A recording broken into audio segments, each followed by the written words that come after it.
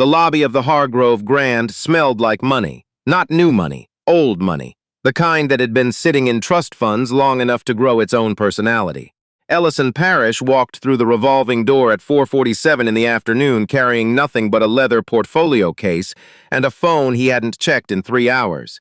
He was 51 years old, broad-shouldered, with close-cropped silver at his temples that his barber kept suggesting he dye back. He never did. He'd earned every strand of it. The marble floor clicked under his shoes. The chandeliers above him threw light in every direction.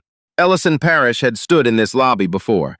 Twice, actually. Once when he was 29 and still learning what a handshake meant in this industry, and once 11 years ago when a deal he'd spent 8 months building collapsed in 4 minutes because someone changed their mind over lunch. He remembered both times. He remembered everything. He walked toward the front desk. There were 2 women behind the counter. One was helping a couple with matching luggage sets the color of cream. The other, a woman with a headset around her neck and a name tag that read Patricia, looked up when Ellison approached. Patricia looked at him the way some people look at weather they didn't expect. "Can I help you?" she said. The words were correct. The tone was a question mark shaped like a wall. "I have a reservation," Ellison said. "Parrish. Ellison Parrish." Patricia turned to her screen. Her fingers moved on the keyboard, but not fast. Not with any urgency. She typed his name the way people type when they already expect the answer to be no. "I'm not seeing anything under that name," she said. "Try the company, Meridian Capital Group." She typed again, slower this time. "Sir, I don't have anything here." Ellison set the portfolio case down on the counter, gently. He wasn't a man who slammed things. "I booked the Pemberton suite 3 weeks ago. There should be a confirmation number. Do you want me to pull it up?" Patricia looked at him. Then she looked past him, at the lobby, as if measuring something. "The Pemberton suite is a premium reservation," she said. "It requires—" "I know what it requires," Ellison said. "I've stayed in it." A beat of silence dropped between them like a glass someone set down too hard. "Let me get my manager," Patricia said. She walked away without asking him to wait. Ellison Parrish stood at that counter and breathed in through his nose and out through his mouth, the way his cardiologist had taught him, the way he'd practiced on airplanes and in boardrooms and in the back of cabs when the city got too loud. He looked at the chandelier. He looked at the couple with the cream-colored luggage, who were now moving toward the elevators with a bellhop trailing behind them. He looked at the clock on the wall, which read 4:49, which meant he had 41 minutes before a conference call he could not miss. The manager arrived. His name tag said Corbin. He was somewhere in his late 30s, with the kind of posture that comes from believing in hierarchies. He had a smile that he wore like a uniform, pressed, specific, deployed on purpose. "Good afternoon," Corbin said. "I understand there's a question about a reservation." "There's no question," Ellison said. "I have one. I'd like to check in." "Of course." Corbin moved to the computer. He looked at the screen. He looked at Ellison. He looked at the screen again. "I see a reservation here for Meridian Capital Group, but the lead guest name on file is listed as a Mr. E. Parrish, and our system flagged it because the card on file is a black card issued to Meridian Capital," Ellison said. "My name is on it, Ellison Parrish, CFO of Meridian Capital Group. If your system is having an issue reading the authorization, I can call our corporate travel office right now and have them resend the confirmation." Corbin tilted his head. It was a small movement. The kind that said, "I'm being patient with you," without actually saying anything. "Mr. Parrish, the Pemberton suite is our highest tier accommodation. Our standard procedure for that room is to verify identity documentation in addition to the card. You didn't ask the couple that just checked in for documentation." Corbin's smile stayed exactly where it was. "We have different verification tiers based on the reservation profile." Ellison Parrish looked at Corbin for a long moment. He knew what was happening. He had known since Patricia walked away without asking him to wait. He'd been knowing since the first second of the first look, the one that measured him before he'd said a single word. He'd been through versions of this his entire life, in different lobbies, different offices, different rooms full of marble and chandeliers, and people who decided what he was before he opened his mouth. He was tired of it the way you get tired of weather. Not shocked, not broken. Just tired with the specific exhaustion of a man who has been carrying something heavy for 30 years and still has 30 more to go. "My driver's license," Ellison said. He reached into his jacket. He produced the license. He set it on the counter.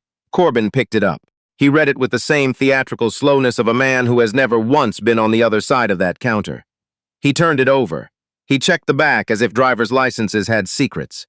"This is a New York license," Corbin said. "I live in New York," Ellison said. "But you're traveling from—" "I flew in this morning, from New York, where I live, and work, where my company is headquartered." He paused. "Is there something about the license that's invalid?" Corbin set it down. "No, the license is fine. Then I'd like my room key." Another beat, this one longer. The lobby moved around them. A family dragging a stroller, a businessman on his phone, a concierge pointing someone toward the restaurant. And in the middle of all of it, Corbin and Ellison Parrish stood at that counter having a conversation that was not actually about a reservation. "Mr. Parrish," Corbin said, and his voice had shifted, taken on a new texture, something softer on the outside and harder underneath. "I want to be transparent with you. We've had some recent concerns. Security has been elevated, and for certain reservations, we've been conducting additional screening." "What kind of concerns?" Ellison said. "We've had some incidents involving individuals using corporate accounts." "You're telling me," Ellison said quietly, "that you think I'm using someone else's account?" Corbin opened his mouth. "Don't answer that," Ellison said. "I already know the answer." He pulled out his phone. He found the confirmation email, sent 22 days ago, with the Meridian Capital letterhead, with his name in the body of the text, with the Pemberton suite clearly listed, and a rate that could have paid someone's rent for 3 months. He turned the phone around and placed it on the counter facing Corbin.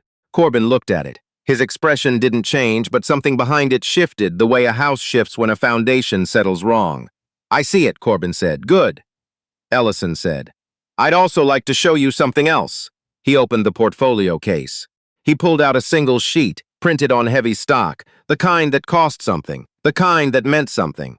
He set it next to the phone. It was a letter, on White House stationery. It was addressed to Ellison Parrish, CFO and co-founder of Meridian Capital Group, in recognition of his organization's contributions to the Federal Economic Recovery Initiative. It was signed at the bottom in blue ink. Corbin read it. He read it again. The lobby kept moving. Nobody else noticed. That's the thing about moments like this. The world doesn't stop for them. It keeps going, indifferent, full of people dragging luggage and answering phones and checking their watches. The world doesn't stop. Only the people inside the moment stop. Corbin's face did something complicated. The smile he'd been wearing, the pressed, deployed, professional smile, came loose at one corner, just one, but enough. "Mr. Parrish, my key," Ellison said. "Please." It was the please that did it, not loud, not sharp. The please of a man who was done explaining himself but had been raised never to stop being civil, and who understood that civility in this moment cost him something, and who paid it anyway. Corbin turned to the computer. His hands moved quickly now, a complete transformation from Patricia's slow typing, as if speed itself could erase the last 12 minutes. He pulled up the reservation. He processed the key cards. He handed them across the counter in a small envelope with the hotel's embossed seal. He said nothing. Ellison picked up the envelope. He put the letter back in the portfolio case. He pocketed his phone. "The suite includes a private conference line," Ellison said. "I'll need it operational by 5:30. "Of course," Corbin said. "Absolutely. I'll personally make sure." "You don't need to personally do anything," Ellison said. "Just make sure it's done." He picked up his portfolio case. He walked toward the elevators. There was a woman near the elevators, mid-60s, white, with reading glasses pushed up on her forehead and a tote bag that said something about a botanical garden. She had been watching. She hadn't meant to watch. She'd been sitting in one of the lobby chairs waiting for her husband to come back from the parking garage, and she'd looked up at some point and seen the whole thing, the way you sometimes see accidents from far away, with a clarity that comes from not being inside it. Her name was Frances Whitaker. She had grown up in Georgia. She had her own complicated history with things she had seen and not said anything about. She had grandchildren she was trying to do better for. Frances Whitaker stood up when Ellison Parrish walked toward the elevators. "Excuse me," she said. Ellison stopped. He turned. Frances looked at him. She looked at Corbin, still behind the counter, still trying to rearrange his expression. She looked back at Ellison. "I saw what just happened," she said, "and I want you to know that I'm sorry. I didn't do anything, I know that, but I saw it, and I'm sorry you had to go through that." Ellison Parrish looked at this woman for a moment. She was embarrassed. She was earnest. She was not sure if she'd said the right thing or the wrong thing or too much or not enough. "I appreciate that," he said, and he meant it. He meant it with the specific weight of a man who has been in too many rooms where nobody said anything, where the world kept moving and people kept dragging their luggage and the moment dissolved without witness, without acknowledgement, as if it hadn't happened at all. "What do you do?" she asked. She wasn't sure why she asked. "It came out. Finance," he said. "Capital investment." She nodded. "Then, are you somebody important?" And Ellison Parrish, who had built a company from 11 people in a midtown office into a $4 billion firm, who had testified before Congress twice, who had a letter in his portfolio case with a signature most people would recognize immediately, who had a conference call in 37 minutes with 6 of the most powerful institutional investors in the country, smiled. It was a small smile, tired around the edges. "Real. I'm somebody," he said. "Same as you." He pressed the elevator button. The doors opened. He stepped in, and the lobby closed behind him like water closing over a stone. Up on the 14th floor, the Pemberton suite smelled like cedar and fresh linen. Floor-to-ceiling windows looked out over the city. The skyline sat there, indifferent and magnificent, the way cities always are, full of people doing things that matter and things that don't, and never distinguishing between them. Ellison Parrish set his portfolio case on the desk. He sat down in the chair. He put both hands flat on the desk surface and looked out at the city for 30 seconds exactly, he counted. And then he opened his laptop and pulled up the dial-in for the conference call. His phone buzzed. A text from his assistant, Keeley, back in New York. "How's the hotel?" He looked at the message. He thought about the honest answer. He thought about what it would mean to write it all out. The lobby, the counter, Corbin's face, the smile deployed like a weapon, the license turned over like evidence. He typed, "Fine. Conference line working?" She confirmed it was. He put the phone face down on the desk. He sat for a moment in the quiet of a room that cost what it cost, that he had earned with his own hands and his own mind over 23 years of building something from nothing. And he let the quiet be what it was. Not peace, exactly. Not anger, either. Something in between. The specific emotional register of a man who has learned that the world is exactly what it is, and that it can be endured and even navigated and occasionally changed, but only if you stay in the room, only if you don't let them push you out. He had stayed. He had not let them push him out. That counted for something. The conference call connected at 5:28. 6 voices joined from 6 different cities. The first one on the line was Thaddeus Greer, the managing partner at Larson Greer Equity, who had known Ellison for 20 years and who opened every call the same way. "Parrish," Greer said. "You ready?" "Always," Ellison said, and he was. Downstairs, Corbin was still at the front desk at 6 o'clock when his general manager, a woman named Sylvia Hartwell, arrived for the evening walkthrough. Sylvia had been in hotel management for 26 years. She had a gift for reading rooms and an even greater gift for reading people. She walked the lobby. She spoke to the concierge. She checked the reservation system. And then she stopped by the front desk and looked at Corbin with the specific expression she reserved for problems she'd already been told about before she arrived. "Walk me through the Parrish check-in," she said. Corbin's face moved through 3 different things in 2 seconds. He settled on a version of calm. There was some confusion about the reservation profile. "Patricia told me what happened," Sylvia said. "I want to hear your version." Corbin gave his version. It was careful. It used words like protocol and elevated verification and standard procedure the way people use umbrellas, not to keep the rain off, but to give their hands something to hold. Sylvia let him finish, then she said, "Do you know who Ellison Parrish is?" Corbin paused. "He said he was a CFO. He's the co-founder of Meridian Capital Group," Sylvia said. "They manage $4 billion in assets. He testified before the Senate Finance Committee in 2021. He spoke at Davos last year." She paused. "He also holds a lifetime membership with this hotel's parent company, which means he has stayed at properties under this flag 47 times in 11 years.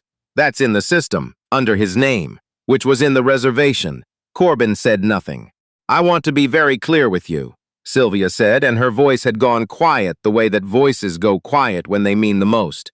"If the same man had walked in here with the same reservation and looked different than he looked today, what would have happened?" Corbin said nothing. "I know what would have happened," Sylvia said. "So do you." She told him to take the rest of the evening. She told him they would talk in the morning. She said it evenly, without malice, which was somehow worse than if she had raised her voice. Corbin gathered his things and walked to the back office and sat in a chair for a long time, not really thinking anything, or thinking too many things, which sometimes amounts to the same place. At 7:22 p.m., the conference call ended. Ellison Parrish leaned back in his chair and looked at the ceiling of the Pemberton suite. He thought about calling his wife, Lorraine, who was back home in Brooklyn with their youngest daughter, who was 14, and going through a thing with her math class that Lorraine said was actually a thing with her math teacher, and he wanted to hear her voice. He always wanted to hear her voice at the end of days like this. He picked up the phone. She answered on the second ring. "How was the flight?" "Fine," he said. "The hotel was interesting." "Interesting how?" He told her. He told her the whole thing. Patricia, Corbin, the license turned over.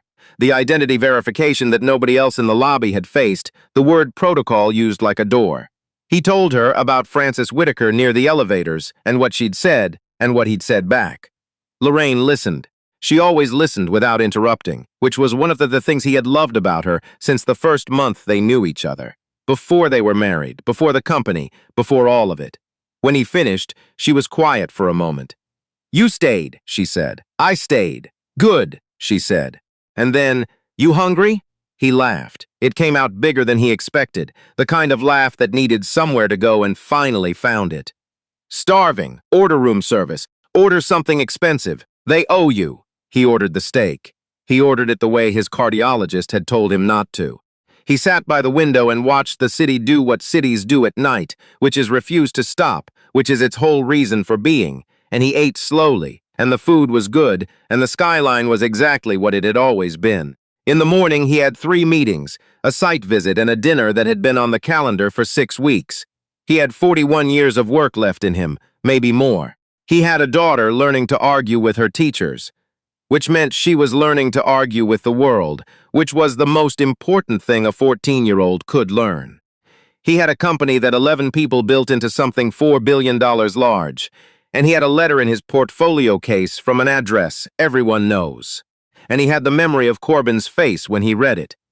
That specific unraveling of a man who had made a decision with his eyes and then been asked to live with what his eyes had decided. He had all of that.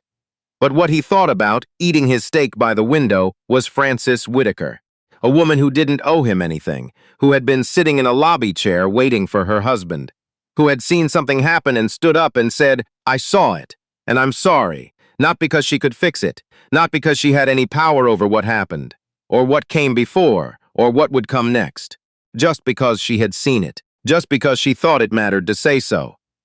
Ellison Parrish had spent his life in rooms that didn't expect him. He had learned to be the kind of man who entered them anyway, who set his case on the counter, who said please, who stayed. He had gotten very good at it. He had made it look easy, the way all difficult things look easy once someone has done them enough times. But some nights, easy is just another word for alone, so he thought about Francis Whitaker. He thought about what it cost her to stand up. Probably not much, if he was being honest with himself, but it had cost her something, some small admission that the world was not always what she'd been comfortable letting it be. And she'd paid it. She'd stood up and paid it. He finished the steak. He left a good tip on the room service slip because his mother had raised him that way, and because the person who brought the card up had nothing to do with the lobby, and because some things you do regardless. He turned off the light. Outside, the city kept going. It always does. Some things you carry. Some things you set down by the window and leave there when you sleep. Ellison Parrish slept.